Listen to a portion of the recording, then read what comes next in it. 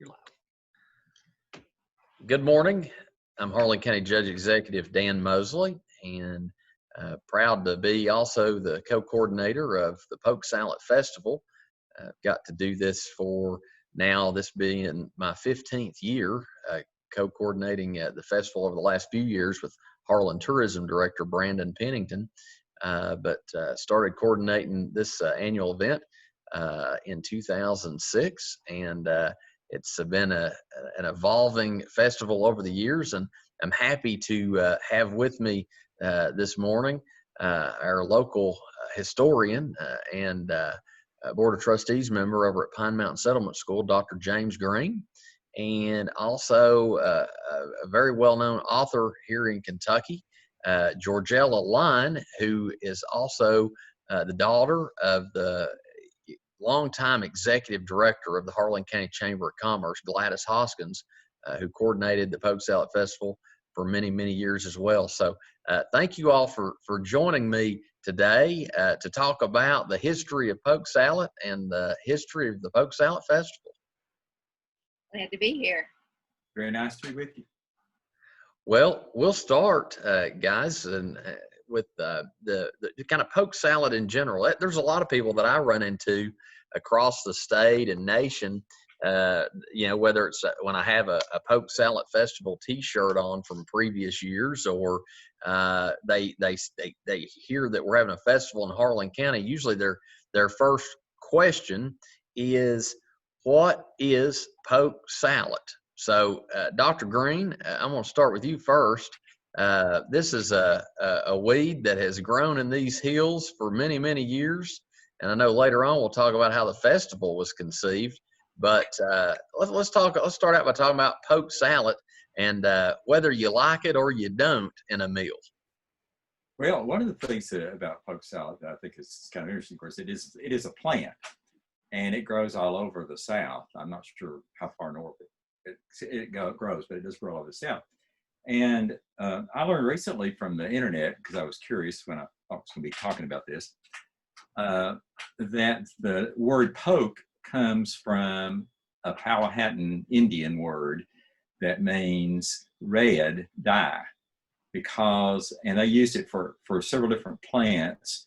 And we get the word puccoon, which is sometimes used when people talk about bloodroot, which is a flower that grows in the spring around here, because bloodroot has a root that you can get a red dye out of.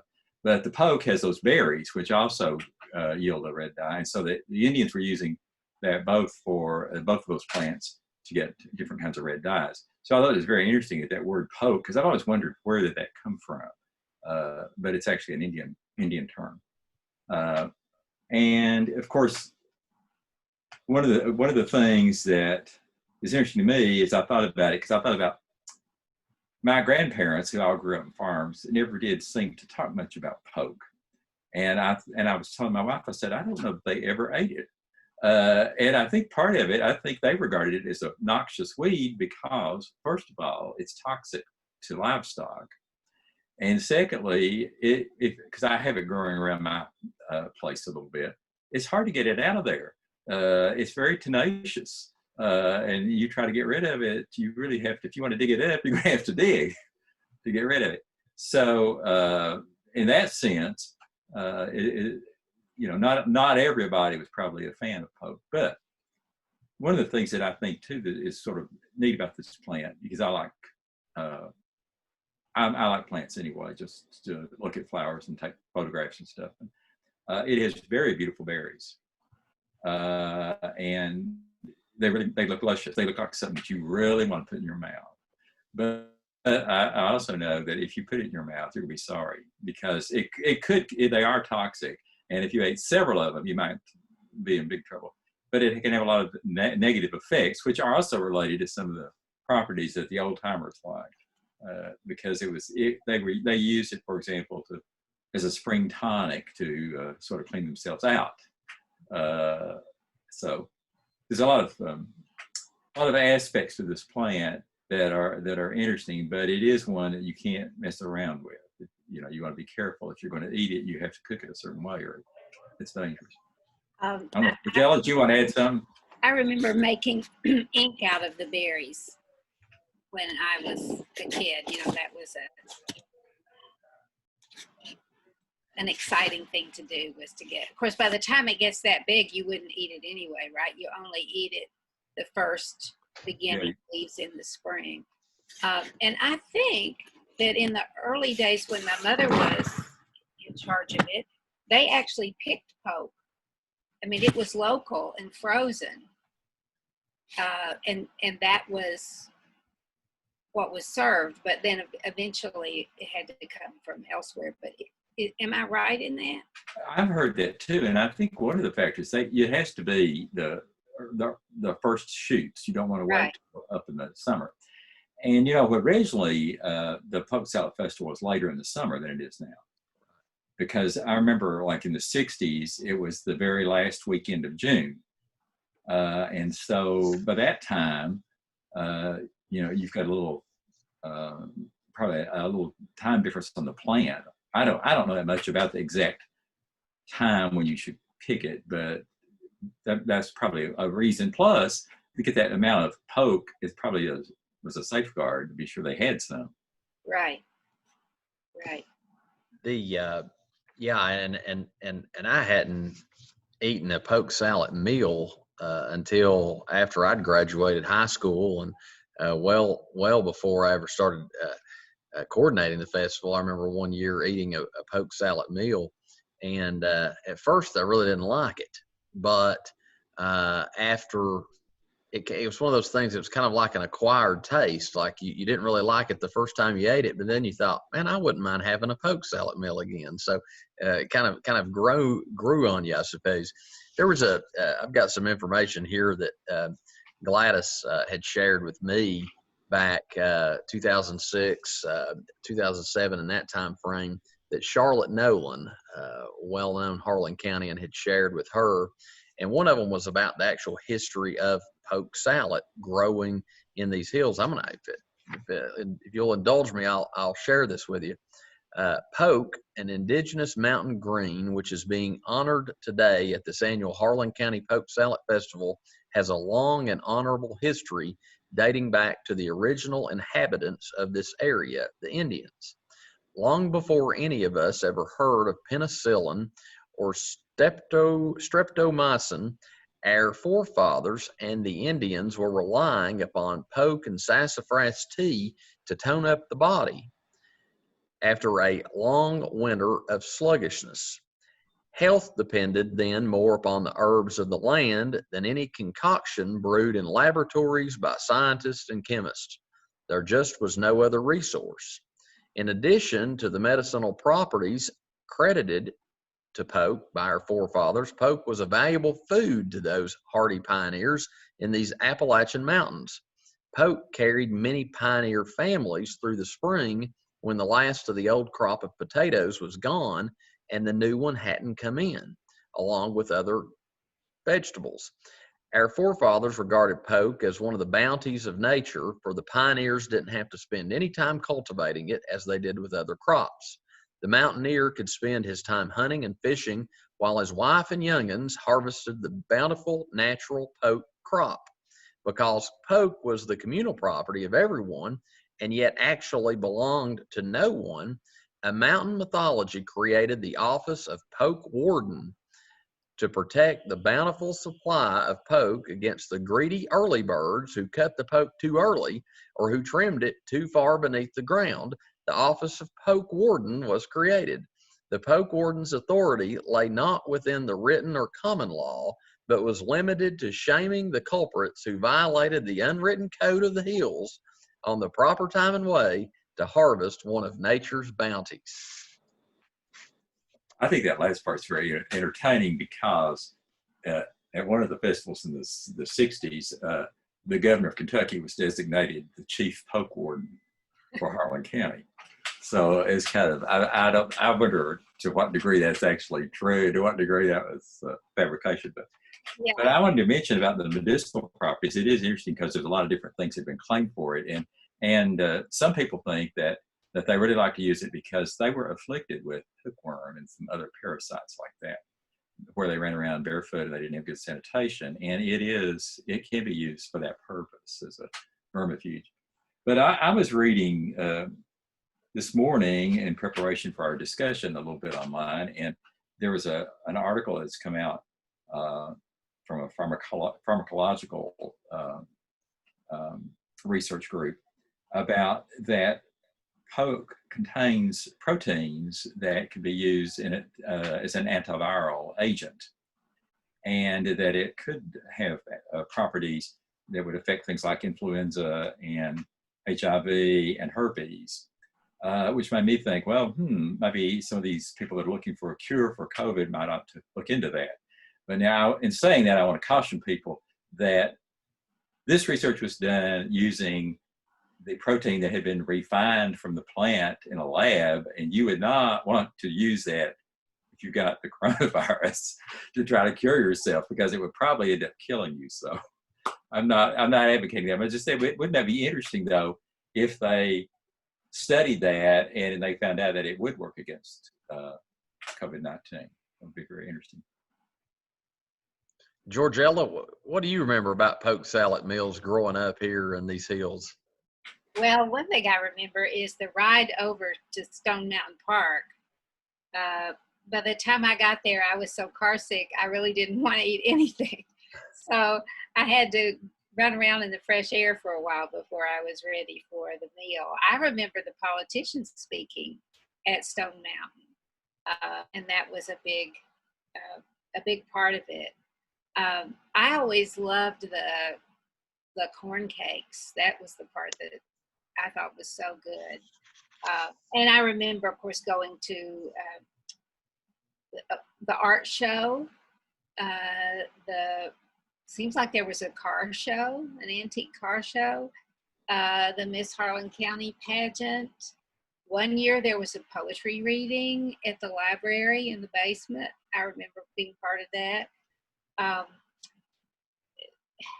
There were just lots of different events, and over the year, once it was at the courthouse, I remember different kinds of attractions coming. It seems like there was a train for children to ride, and the duck race, when you paid I don't know how much for a little plastic duck, and you put it in the river one place, and then you got on the bridge and watched to see whose duck won. Both of my boys thought that was a wonderful adventure. I remember eating it at Jay's when the meal was served there, and it being a kind of everybody knowing everybody situation. Just all the conversations, even though you didn't want to linger very long because there were more people wanting to come in and eat. But because my mother was so involved in it, I remember being part of the work and helping set stuff up and making phone calls, because there were so many there were the committees who were taking care of certain things, and I remember my father helping too, and it was a big family endeavor. She loved it. She loved everything Harlan. She certainly did. She absolutely did, and it was amazing to see her work on that. Even up until I think the Chamber of Commerce turned it over to the fiscal court. I want to say after the 2003 festival, and I believe the county had actually operated it 2 years before I come on board working with the county government. In 04 and 05, but she still, even when the county took it over, remained very active in being a part of that. And you mentioned Stone Mountain Park, and that's where, of course, after Drew Smith was the person that is credited with conceiving the idea of a poke salad festival. And it started out with a poke salad meal at his home with family and friends, and the idea of having a festival started at that very gathering, I believe in 1955 was, or maybe the festival started in 55. The actual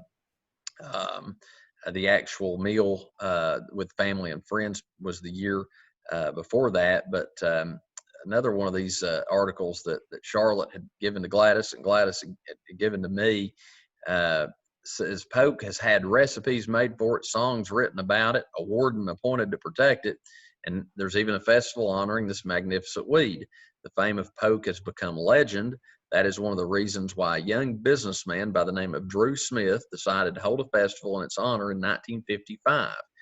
Harlan County, Kentucky will be continuing that tradition that Mr. Smith started with a celebration that has blossomed into a week-long event beginning the 22nd of June. And Dr. Greene alluded to that used to be later on in the month of June, but for some reason, I guess years ago, they decided to move it back. But it also goes on to say that the festival was originally held at Stone Mountain Park on Cranks Creek. It was to welcome in spring and to honor one food, Polk Sallet. Large crowds attended the event to enjoy the festivities and hear their favorite politicians speak. There have been governors, senators, and even congressmen attending as guest speakers.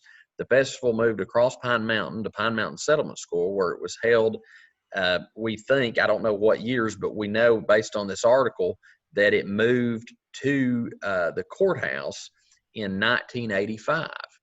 And it goes on to say that the article, when it was moved to the courthouse lawn in Harlan in 1985, the festival is considered the Harlan County homecoming.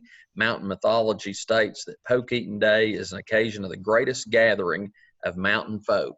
And, I think that has held true over the years because you would see people at the Polk Sallet Festival that you've not seen in years, or you hadn't seen since the last Polk Sallet Festival. And I think that's held true through the years. But you all remember it being at Stone Mountain Park, and you remember it being, I think, across the mountain as well for a few years. My first memory of it is right here at this courthouse where I'm sitting at today. Being born in 1982, I would have been 3 the first year it was held at the courthouse. So, Dr. Greene, maybe you could talk a little bit about Drew Smith. I've got a picture of Drew Smith here. I'm going to put up here to where you can see. This is a really unique picture because he is, if you can see in the picture, Drew is holding, Polk Sallet in his hand, looking at that. And I think he owned a filling station, Dr. Greene. Is that correct? Yes. I got to know Drew when my wife and I got married and moved out on Catharines Creek, because I grew up at Baxter, and so I always got my gas at cold irons down there at Baxter for the marker. And when we moved to Catharines Creek, I always liked Gulf, and Drew was the Gulf station too. So I thought, well, I'll just try this station because it's more convenient to me. And it perched right there back at that time in the late 60s and early 70s.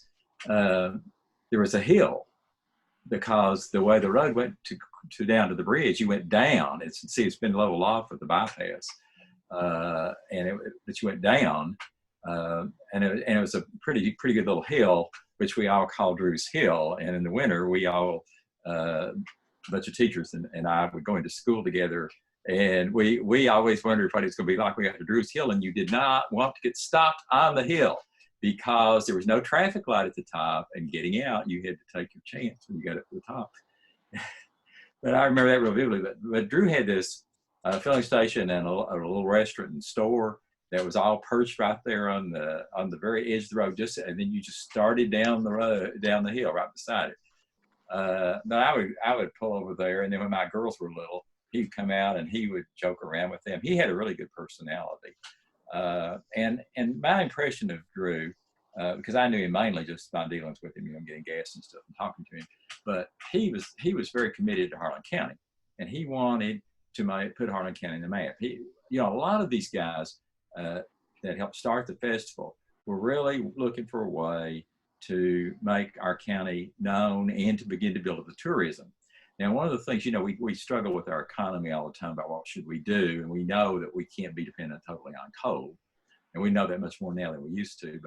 But even back then in the 50s and 60s, because at the end of the 50s, you know, we were moving out of the deep mine era, and there was a lot of, I guess, change and adjustment going on. And of course, in the 60s, you know, that was the time of the world in poverty. And so we were one of those depressed areas. So they were really thinking about what are different ways that we could promote Harlan County and get tourists in here. And they got this idea, I think that was part of the idea behind the festival, was that it would be a way to do tourism. So, but I think, you know, he was looking ahead and thinking about, and of course, he and some of his friends had a really good sense of humor, and, you know, what I call the old-fashioned mountain humor, where, you know, a good old boy type of humor a little bit, that was very funny. And so the whole idea of the Poke Warden and they also had a position, the chieftain of the clan, which was awarded to our former Governor Burt Combs on several occasions, that he was made the chieftain of the clan. But all this stuff to try to promote things. And I thought a lot about this because I remember going to some of the festivals in the 60s. And back at that time, the governor almost always came. The governor was expected to come. And then the governor brought a number of other people. And I can tell some things about a couple of those events, about who all the governor brought. But the governor would bring some other people. And what they were really up to, the Harlan people were up to getting those politicians to Harlan County so they could sort of put the screws on them about what were they going to do for Harlan County. And generally, because, you know, Kentucky until just recently has had elections back then every single year. Somebody's running for office for something, because you elected the governor one year, you elected the county officials another year. You had state and local, I mean, you had national elections. You were electing members of Congress. Every 2 years, you were electing the president. So somebody was always running for office. And so I think part of their idea was they actually wanted it to be sort of like Fancy Farm in Western Kentucky, where they have that big political picnic every year. And I think had it continued in the vein which it started, it could have very easily become something like that. Because in the 60s, that was the actual poke eating day, which for most people, that was the Poke Sallet Festival, which was usually on a Wednesday. And they were hosting on Wednesday. And back then, George Ella may remember this, a lot of the stores used to close on Wednesday afternoon in Harlan in the summer. They would be open in the morning, and then they closed for the afternoon.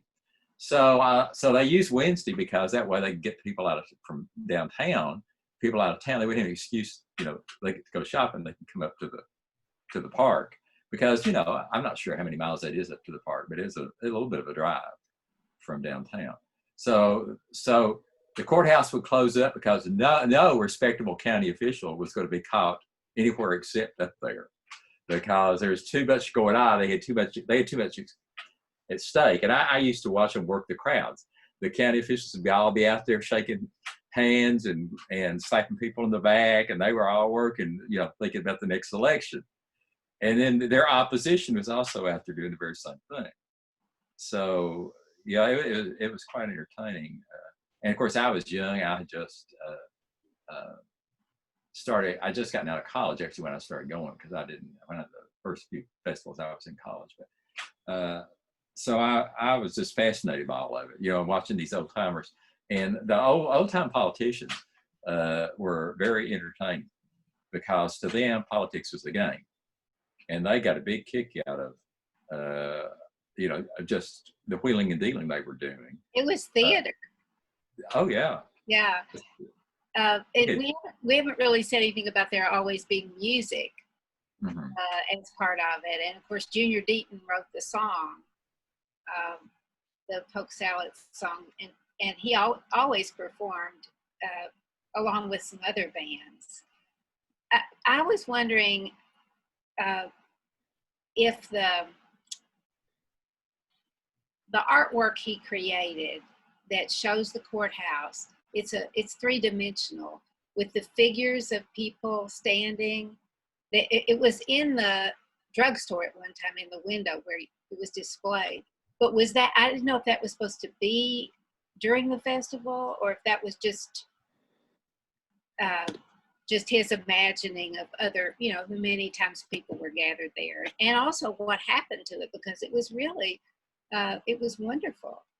I remember that being in the basement of his house before he died years ago, and I don't know if that was preserved. I would imagine that John, his son, had preserved that. And I'll ask about that, Georgella, and definitely let you know. But I remember exactly what you were talking about. And he had all these pictures of all these people that he'd taken in front of the courthouse during Polk Sallet festivals and other events. And he would have that. And as people would pass on, he would place their picture in front of this ginormous courthouse 3D unfolded just masterpiece. And I remember him showing me that in his basement one year, and everybody that had stood in front of that had passed away. And it was very unique. I don't think I'd ever seen anything quite unique like that, but every picture had been taken in front of this very structure. So yeah, that's a great memory, and I'm glad you mentioned that. But he'd taken a lot of photos throughout the years at Polk Sallet festivals of people, very famous people, not only from Harlan County, but outside of Harlan County, that came to the festival right out there, sitting on one of those concrete, I don't know what you'd call them, the concrete pillars next to the sidewalk that many people gathered and sat on for years if the benches were full. Which never seems to take long to do because there's not very many benches out there. But yeah, he would sit right there, and I remember him taking my picture out there one day.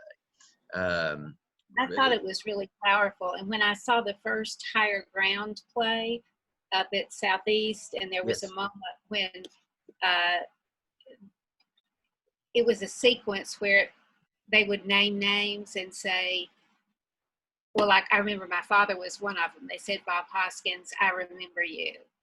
And it was Don Nunez who said that. And of course now Don has been gone, has passed away for some time. But it made me think of that piece of art because again, it was invoking in community these people who were no longer present except in our hearts. And correct. Well, that would be very interesting if they still have that in the family too. If they would like to share it sometime, put it on display and let people see it. Yeah. Because I had forgotten about that. Junior was a very interesting person, and one of my favorite memories. One year, the head of the University Press of Kentucky came to Harlan with Dr. Thomas D. Clark, whom you all may remember was the Dean of Kentucky Historians, and he lived to be, I think, 103. And Dr. Clark and I had gotten to be real good friends on the Kentucky Bicentennial Commission. And I was there, and Junior was one of the people they invited in. And that was one of the most interesting conversations I have ever been witness to. It was Dr. Clark and Junior Deaton talking about Kentucky history and Harlan County history. And I wish I had a recording of it because it was just absolutely, both of them were totally comfortable with anybody. It didn't, nobody, the fact that one of them, was this fairly distinguished historian, the other one was just a guy from Harlan County. It was just really wonderful to watch it. It was incredible. And I guess we're getting a little bit far afield here on the Polk Sallet. You're fine. Junior was a Harlan County legend. Of course, we mentioned his son, John. Yeah. John has been the artist that has developed the artwork for Polk Sallet t-shirts. I mean, for as many years as I can remember back since I've been involved with the festival over the last 15 years, he does an artwork that's like caricatures and cartoonist type stuff each and every year that goes on the official Polk Sallet Festival t-shirt. And what we've done over the last several years, we've been able to tie in a lot of corporate partners into the festival to be able to grow it and add additional higher level entertainment that we can bring in different genres, whether it's gospel, bluegrass, or country, even some contemporary Christian bands in the most recent of years. But what we do is we provide John Deaton every year kind of an activities list with the festival. Well, this year, being the festival is largely being held virtually, it was kind of hard to kind of create everything that to be able to put on a t-shirt. But we went with a little bit of a theme this year. We usually just put the 65th annual Poke Sallet Festival or whatever year it is on the shirt, and then we'll just show the different activities. But this year, we went with a kind of a theme back to our roots with a virtual touch. And so we've got on the t-shirt this year, we've got someone playing a guitar and someone playing a set of drums, but then you can see someone with a camera rolling a camera, filming them doing that, because we're going to have virtual concerts this year. We've got a car show. You always have the car show usually, but this year we're not going to be able to do it. But there's going to be a way for people that have actually people have submitted photos of their car or truck to be entered in a virtual car show where people will vote on Facebook for their favorites, and it'll be awarded that way. But this year we have a dog sitting on top of the classic car, and someone taking a picture of both their car and their dog, because the pet show is going to be held the same exact way. I forgot about the pet show. Yes, that was a thing. Yeah. Wasn't there a prize one year for the fattest dog? I think this is true. That's true. I remember that as a young person. Yeah, I remember that. That was very entertaining, because to see them all out on the courthouse square was quite entertaining. I think my computer is about to go out of charge. Uh-oh. Yeah, I don't know.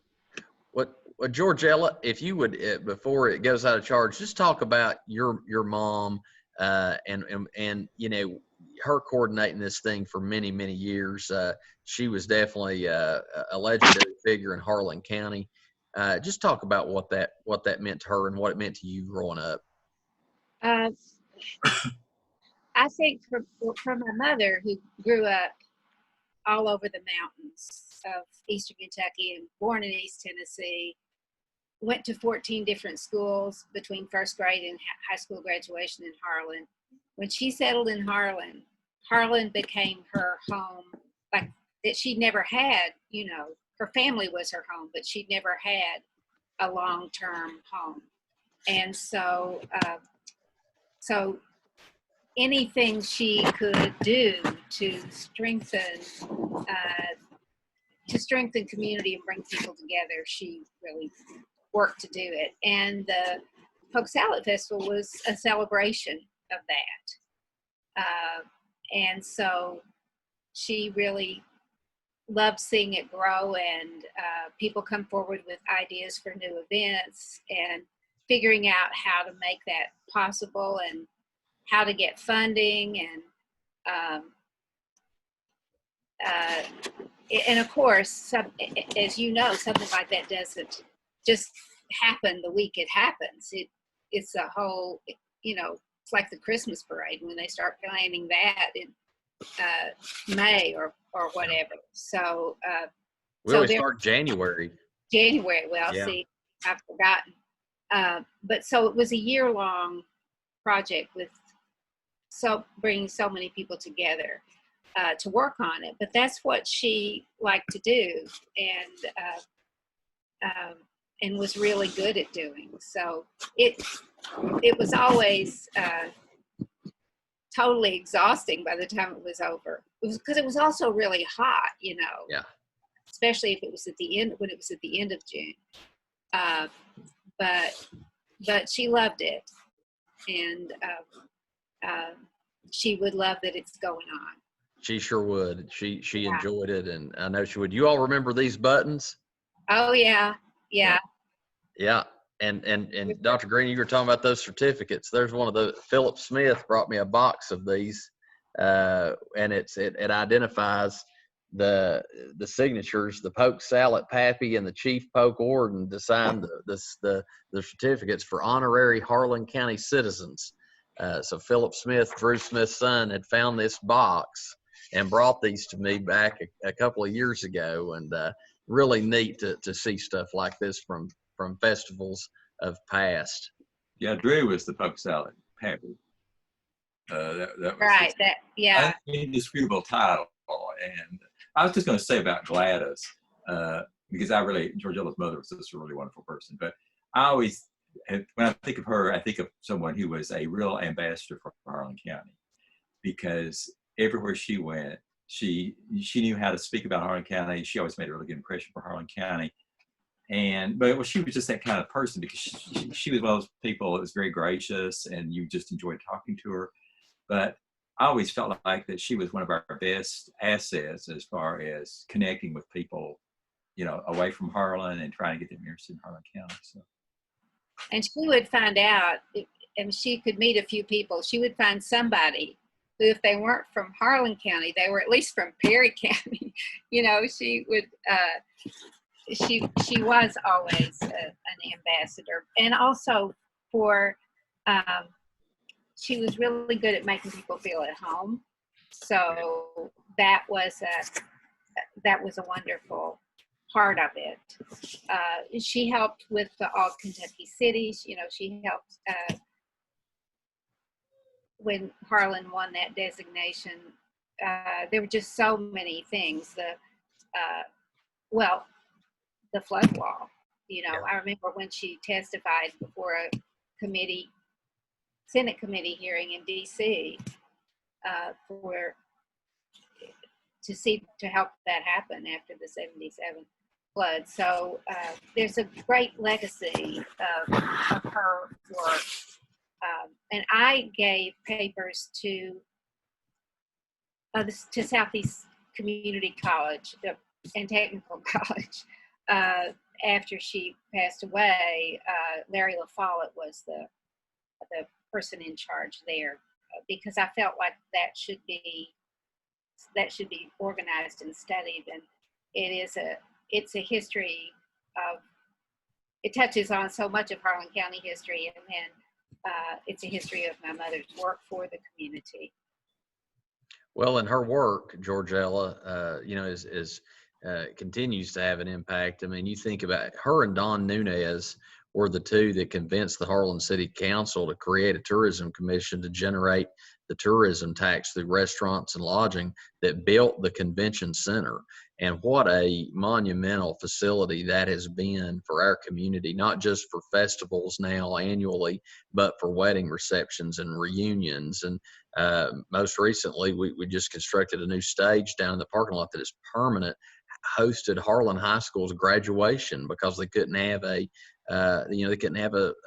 typical graduation ceremony. So the work that she was involved with, from flood control to business development to the Harlan Convention Center, still today is, and with the Polk Sallet Festival continuing, we couldn't allow tradition just to stop because of a pandemic. We figured out a way to keep it going here. I'm proud to obviously carry on some of the work that she done, and that was very near and dear to her heart, as it is mine. I'm glad to be a part of that. I've always felt very connected to her because of getting to work with her through the Chamber of Commerce and serving as president when she passed away. And we spent a lot of time in that little red caboose together, talking about projects and what I needed her to be working on. And she'd say, "Now, what do you need me to be working on this week?" I mean, she was always ready to work, and but she truly enjoyed serving this community, particularly with the festival and the Christmas parade. She did. This is the T-shirt design for this year.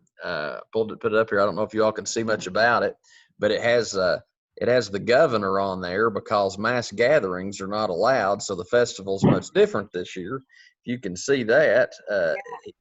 And then it's got some people enjoying a poke salad meal. Just a tiny bit, because you're getting a glare. Okay. It's got some people enjoying a poke salad meal. People running in the 5K that'll still take place up in the top left corner. Family enjoying a drive-in movie that will take place at the Harlan Center Bicentennial Stage. So Miss Harlan County, we also have the Voice of Polk singing competition. That's all being held virtually. Miss Harlan County was held on Thursday night virtually. pretty neat to be able to continue to do those. Definitely not in a typical year, but to continue tradition. And we don't quit here in Harlan County. Quitting's too easy. So excited about the rest of the activities here on Saturday of the festival, and really appreciate you all taking the time. You know, I read this thing earlier too that Gladys had given me through that Charlotte had given her.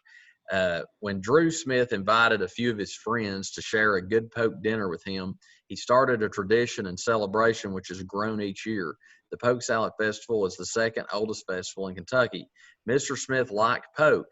He knew it was good for him as it is rich in vitamins and minerals. Poke also helped his arthritis. Do you think he knew he was cooking up a lot more than a kettle full of poke? Oh, that's great. Charlotte was a great spokeswoman and actress for the county too, as well as teacher. You know, she was a wonderful person. Well, you know, she wrote those columns for Enterprise, that's Right. some of her columns, and it had that particular Charlotte Nolan humor that just nobody else had. That's right. And I was thinking about that. Junior Deaton had a lot of humor too. I recently ran across a book of his poems. I don't know if you knew. Did you know he wrote poems? I didn't know that. No. Well, he wrote a book of poems, and it's quite entertaining.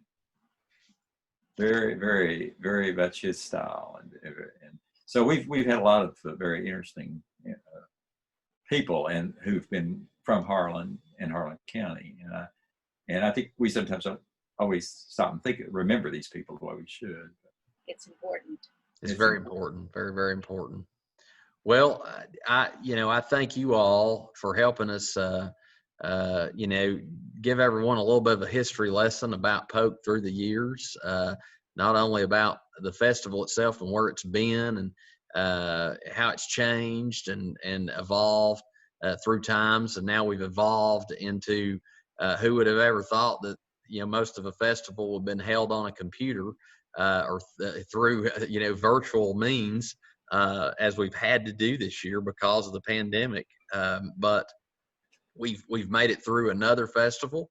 Hopefully next year's will look more like what the old ones used to look like. I know the kids are missing the carnival rides this year. That seems to be the most disappointing thing since we've had a carnival here with the festival over the last 12 or 13 years. But we certainly are grateful to live where we live and to be able to celebrate it and to be able to still offer poke salad meals for people to enjoy, as well as other traditional festival favorite foods this year. People have enjoyed Food Friday and again today on Saturday at the food court. But, it's not like it once was. Things have changed, and this is just another year in our festival and our county's rich history to continue to evolve and continue to honor things that matter most to us, but also to just do it in a different way. And Harlan Countyans, I think, have proven we can overcome anything, and we'll do that again. Appreciate Drew Smith, who I never met, but feel like that he's obviously a very integral part of our history here, and glad we got to document some of that today. Well, I appreciate being asked to do this. Me as well. And a chance to see Georgella on screen. Yeah. Well, we hope to see you all soon in person, and Georgella, maybe you can come visit us soon, and maybe next year we can all sit around a table and have a poke salad meal together. Would be nice. All right.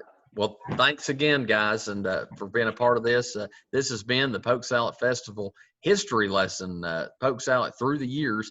We appreciate you tuning in to the festival YouTube channel and also WTUK 105.1 FM. There's still a lot of festival activities taking place throughout the day. The food court is open till 9 p.m. on Saturday evening. And there's voting taking place for the Poke Sallet photo competition, the mask competition, I believe, and then also the car and the pet show. That voting will take place as well on Facebook through the Poke Sallet Festival Facebook page. But come down and get you some a poke salad meal or a funnel cake or barbecue sandwich or whatever it is you want to enjoy. There's plenty to choose from, 9 different food vendors. and get ready this evening because there will be a fireworks display over Harlan. Thank you.